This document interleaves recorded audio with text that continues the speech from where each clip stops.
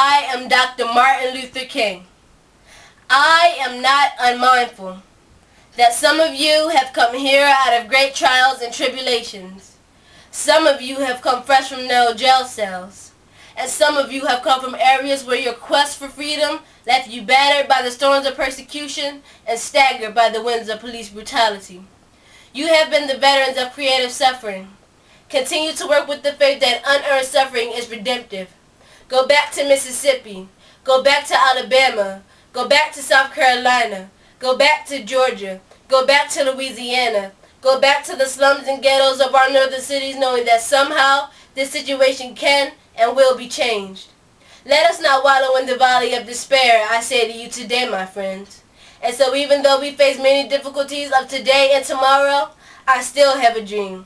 It is a dream deeply rooted in the American dream. I have a dream that one day this nation will rise up and live out the true meanings of its creed.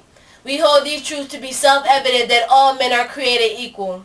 I have a dream that on the red hills of Georgia, sons of former slaves and sons of former slave owners will one day be able to join hands and sit down together at the table of brotherhood. I have a dream that even the state of Mississippi, a state sweltering in the heat of injustice, sweltering in the heat of oppression, will be transformed into an oasis of freedom and justice. I have a dream that my 4 little children will one day live in a nation where they will not be judged by the color of their skin but by the content of their character. I have a dream today.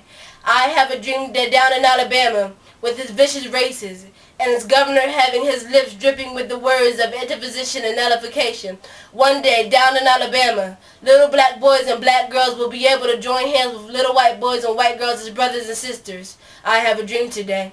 I have a dream that every valley shall be exalted. Every hill and mountain will be made low. The rough places will be made plain, and the crooked places will be made straight. And the glory of the Lord shall be revealed, and all flesh shall see it together. This is our hope, and this is the faith that I go back to the South with. With this faith, we will be able to hew out the mountain of despair, a stone of hope. With this faith, we will be able to work together, to pray together, to struggle together, to stand up for freedom together, to go to jail together, knowing that we will be free one day. This will be the day when all God's children will be able to sing with new meaning. My country, 'tis of thee, sweet land of liberty, of thee I sing. Land where my fathers died, land of the pilgrim's pride, from every mountainside let freedom ring. And if America is to be a great nation, this must become true. And so let freedom ring from the prejudiced hilltops of New Hampshire. Let freedom ring from the mighty mountains of New York. Let freedom ring from the heightening Alleghanies of Pennsylvania. Let freedom ring from the snow-capped Rockies of Colorado. Let freedom ring from the curvaceous slopes of California. But not only that, let freedom ring from Stone Mountain of Georgia. Let freedom ring from Lookout Mountain of Tennessee. Let freedom ring from every hill and molehill of Mississippi. From every mountainside, let freedom ring. And when we let this happen, when we let freedom ring, when we let it ring from every village and every hamlet, every state and every city, we'll be able to speed up that day when all God's children, black men and white men, Jews and Gentiles, Protestants and Catholics, will be able to join hands and sing in the words of the old Negro spiritual. Free at last, thank God Almighty, we are free at last.